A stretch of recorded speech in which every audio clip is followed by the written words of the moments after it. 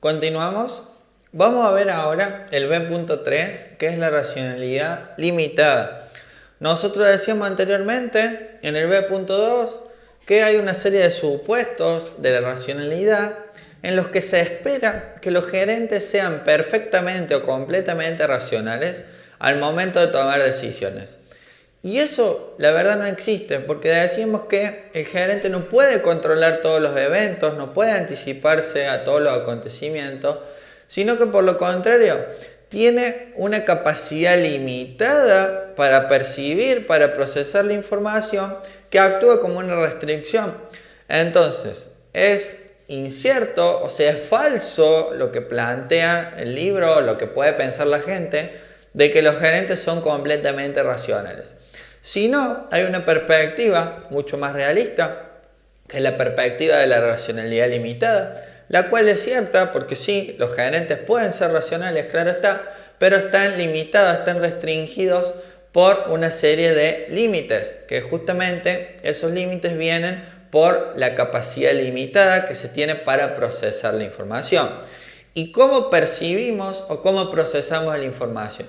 Y eso depende de nuestros valores, de nuestra cultura, nuestra personalidad, de acuerdo a que en el contexto en el que estamos, no todos nos comportamos en el mismo contexto de igual manera, ¿no? Entonces depende de muchas cosas el hecho de cómo vamos a responder.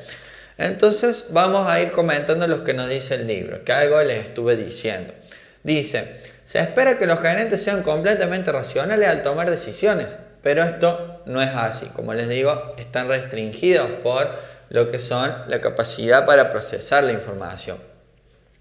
El concepto de racionalidad limitada es un enfoque mucho más realista. O sea, este enfoque está bien, es aceptado. El enfoque de la racionalidad no es compatible con lo que sucede en la realidad, como decíamos. En el cual los gerentes toman decisiones racionales, claro está, pero están limitados por su capacidad para procesar la información. Como les decía, supongamos un proceso de selección en una empresa.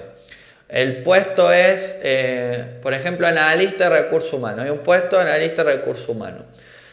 Esa empresa puede ser que haya recibido, no sé, 200 currículum. ¿Qué hacen las empresas? No hay forma de que puedan leer los 200 currículum. Hacen al azar, supongamos, eligen 50 o eligen 100 currículum, 50 le diría porque 100 ya es mucho. Eligen 50 currículum y en base a esos 50, por ejemplo, eligen 10 y van a una entrevista grupal, después eligen 4 o 5 y cada uno va a una entrevista individual, bueno, y todo el proceso, ¿no? Que no vale la pena que me detenga acá. Pero ¿qué quiere decir esto? ¿Qué? ¿Un gerente sería completamente racional? Sí, recibe 200 currículum. Obviamente el gerente por lo general no hace este proceso. En una empresa más chica sí, pero si una empresa más grande lo hace responsable de recursos humanos. Supongamos que lo hace el gerente, ¿no? Es para darle un ejemplo. De los 200 currículum que recibió, si yo tendría que ser completamente racional, tendría que analizar uno por uno los 200. Pero para ahorrar tiempo y porque no podemos, de acuerdo, porque tenemos que hacer otras tareas, no se puede hacer todo, de los 200 y bueno, vamos a tener que elegir al azar 50. Lo lamento por lo que quedaron afuera y quizá uno de los mejores o el mejor quedó fuera de esa selección. Tenemos que hacer ese filtro, ¿no? Porque sin filtro nosotros la vida sería mucho más compleja y estaríamos más sobrecargados. Después, los gerentes terminan optando por una solución aceptable, como les digo. No se elige la mejor porque nosotros acortamos el margen. Entonces elegimos la mejor del filtro que hicimos, pero no la mejor de todas porque no pudimos analizar todos los currículum, por ejemplo. Al no poder analizar todas las alternativas disponibles, como les digo el ejemplo. No se maximiza el beneficio, pero se resuelve el problema. ¿Cuál es mi problema? Tengo una vacante en el puesto de analista de recursos humanos. ¿Logro conseguir a la persona? Sí, es la mejor y quizás no porque hay currículum que no pude leer, ¿no? Hay personas que no pudimos entrevistar. Después, hay un ejemplo acá también que nos da el libro de un graduado de finanzas, que se lo leo rápidamente, aunque ya les comenté el de los currículum, ¿no? Dice que imagina que estudió finanzas y que una vez que se ha graduado, ¿no? Que ya se recibió, desea conseguir, de ser posible, un empleo como planificador financiero personal en una empresa que esté cerca de su lugar de residencia y que le permita ganar un salario mínimo de $42.000 anuales, ¿no? Sin embargo, acepta una oferta de trabajo como analista de créditos empresariales, o sea, un puesto más o menos parecido, en un banco que está a 80 kilómetros de su casa y con un salario inicial de $40.000 al año. O sea, quería trabajar de planificador financiero, pero termina trabajando en analista de créditos empresariales en un banco. Bueno, algo más o menos similar, ¿no? Y en lugar de cobrar 42.000, que era lo mínimo que él se había propuesto, va a cobrar 40.000. Dice, no es precisamente lo que deseaba, pero por lo menos le permite desarrollarse en el ámbito financiero, ¿no? Está en ese rubro. Si hubiera hecho una búsqueda más acuciosa, o sea, más amplia, habría descubierto una oferta de empleo en planificación financiera personal, que era lo que quería él, en una empresa confiable, ubicada solo 40 kilómetros de su hogar y con un salario inicial de $45.000 anuales. O sea, ¿esa cuál sería? Esa sería la alternativa que maximiza el beneficio.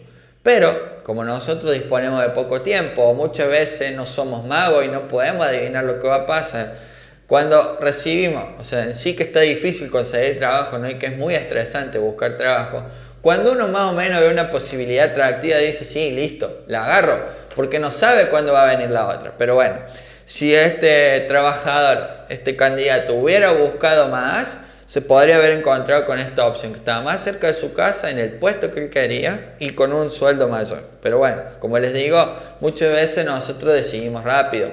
Me pasó también a mí. Yo en marzo me iba a mudar y no me pude mudar por toda la pandemia y se atrasó. Entonces, ¿qué quería yo?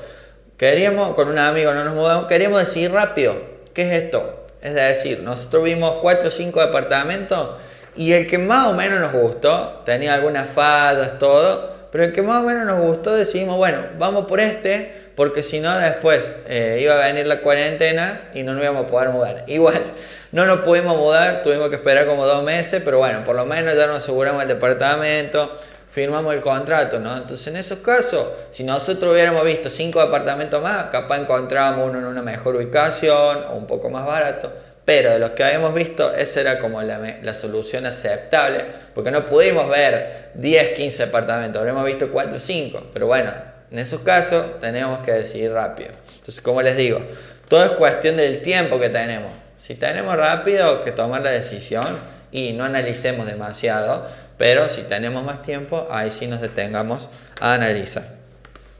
Entonces dice, de acuerdo con lo anterior, usted no se comportó como un tomador racional de decisiones, porque no maximizó el beneficio de su decisión, como les decía, examinando todas las alternativas posibles. Se quedó con la primera que vino, era más o menos buena, aceptable, y la obtuvo, pero había otra mucho mejor, como les decía, ¿no? Entonces, pero como la primera oferta laboral era bastante satisfactoria, en otros términos, suficientemente buena, al transigir, o sea, al elegir, tomó una decisión racionalmente limitada.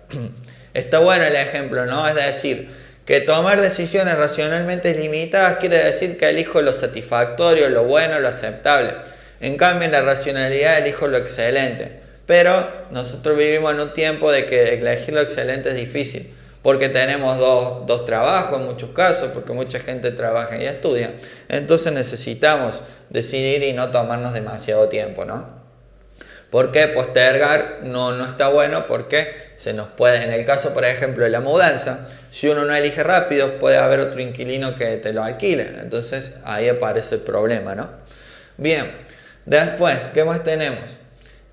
Los gerentes, bueno, como decíamos, esto ya lo comentábamos, la toma de decisiones es influenciada por fenómenos como la cultura, es decir, la cultura restringe la toma de decisiones. Hay culturas que son más el hecho de que fomentan la toma de decisiones y hay otras que como que lo ocultan, es decir, hay decisiones que se centralizan y otras decisiones que se descentralizan según la cultura.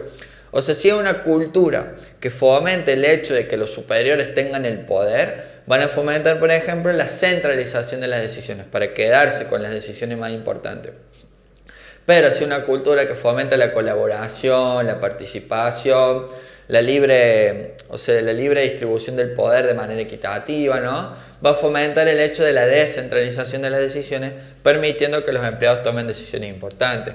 Después, la toma de decisiones también influenciada por políticas internas. Hay empresas que son más formales y hay otras que son más informales. Las que son más formales, que tienen todo por escrito, que tienen procedimientos, se basan mucho más en la racionalidad. Y aquellas más informales o más pequeñas, que no tienen un manual de puesto o que no tienen un speech para vender, por ejemplo, se manejan más informalmente. Es decir, utilizarían ahí un poco más lo que es la intuición, ¿no? O sea, políticas más informales. Después, tiene que ver con las estructuras de poder, que también lo relacionábamos recién. Cuánto poder quiere tener el director, en base a eso va a decidir cuánta participación le va a dar a los trabajadores, ¿no? Y un fenómeno que comenta el libro, que lo marca como importante, en el que dice que hay un fenómeno que se llama intensificación del compromiso. ¿Qué quiere intensificarse? ¿Qué es intensificarse? Es como enfocarse en eso sí o sí, como que ponerle mucho esfuerzo, mucho empeño en una cosa, eso intensificarse. Entonces, intensificarse con el compromiso quiere decir, yo pensé que voy a tomar tal decisión y a esa decisión la sostengo a pesar de que tengo conocidos o la evidencia del pasado quizá me indica que esa decisión no sería la apropiada. O sea, vulgarmente diciéndolo, ¿no? Son las personas tercas que dicen, no, yo voy a tomar esta decisión o yo quiero hacer esto. Y muchas veces, no, pero fíjate que esto no puede funcionar, ten en cuenta esto. No, te dicen, para mí va a funcionar. Y bueno, muchas veces pasa que por no escuchar otras perspectivas, por cerrarse en uno mismo, después uno se da cuenta de que cometió errores. Por eso siempre está bueno escuchar otras perspectivas, otros puntos de vista, porque todos somos personas diferentes. Entonces, como le digo, esto es una actitud característica de quien se apega o se sostiene una decisión, como que a muerte la defiende, ¿no? Y muchas veces no tiene fundamento, a pesar de que la evidencia indica que podría ser incorrecta, a pesar de que el entorno me dice que no es lo apropiado, tengo evidencias del pasado, tengo conocidos, tengo familiares, tengo otros compañeros de trabajo que me dicen, mira Maxi, eso quizá no funcione, fíjate modificarlo, pero yo no tengo esa capacidad de tener autocrítica, ¿no? De poder decir, y sí, la verdad es que me equivoqué. Eso está bueno, tener autocrítica. Les digo porque a mí muchas veces me ha costado reconocer las cosas que hago mal, pero la verdad que cuando uno dice, uy, sí, no tengo que ser tan terco, es verdad, te tenés que tratar de ver de otras perspectivas y poder cambiar. Siempre obviamente que te lo digan en términos de buena forma, que sea una crítica constructiva, porque si no a uno le choca, ¿no?